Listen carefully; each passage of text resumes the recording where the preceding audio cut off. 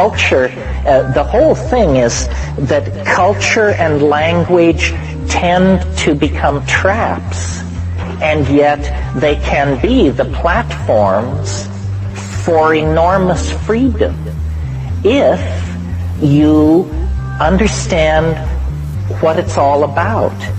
And what it's all about is you. You are the center of the mandala. You are not marginalized in any way. And the message that the culture gives us is that we are marginal.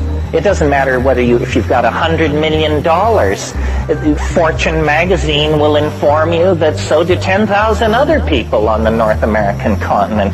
There's nothing special about you. And so we are constantly, this is part of the democratic legacy. We are constantly told, you're not special. Special isn't special. Anybody could do it. What the psychedelic, and so then when you look for guidance, direction, mentorship, we always look toward institutions.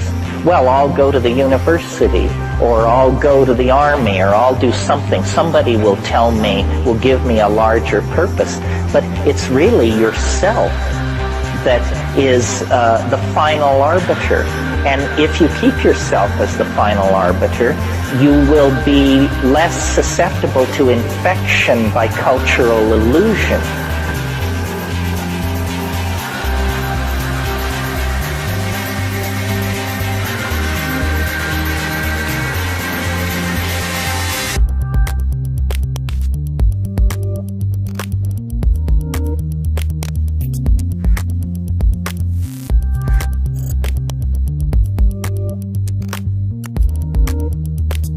Art's task is to save the soul of mankind, and that anything less is a dithering while Rome burns.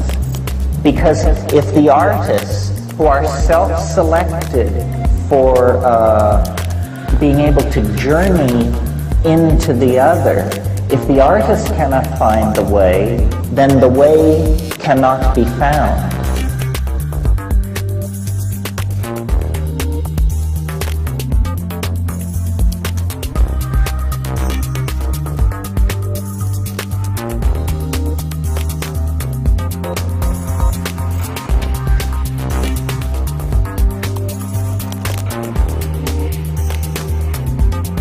We all are sold a bill of goods. Maybe you remember the Bob Dylan song where he says, it is not he or she or them or it that you belong to. This is what psychedelics teach you.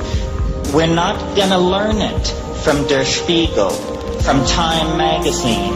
It doesn't come like that. Direct experience, your opinion, your feelings, your sexuality is the only real thing in your universe.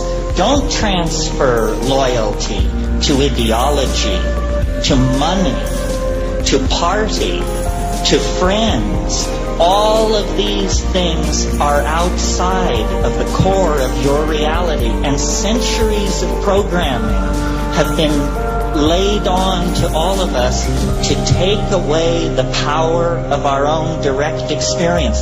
This is why psychedelics are illegal. They don't care whether people jump out of windows or any of that. They're not interested in public health. They do not want people to take back their minds. And we're going to take back our minds. Soon. The sooner the better. That's really, to my mind, the bottom line. That's why this thing has potential world consequences. Because an empowered individual in touch with their own existential core can do what that guy did with the 18 tanks. It was an idea that stopped the tanks, and it was an idea expressed not over state radio, not through the newspapers, but by one person taking a stand. You know, a great American philosopher, and I hope it was Emerson, said,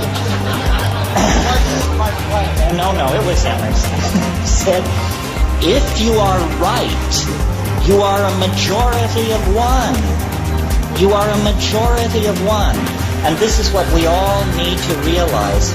We are responsible for ourselves, and we will set the agenda for the human future. The mushrooms once said to me, you must have a plan. If you don't have a plan, you will become part of somebody else's plan.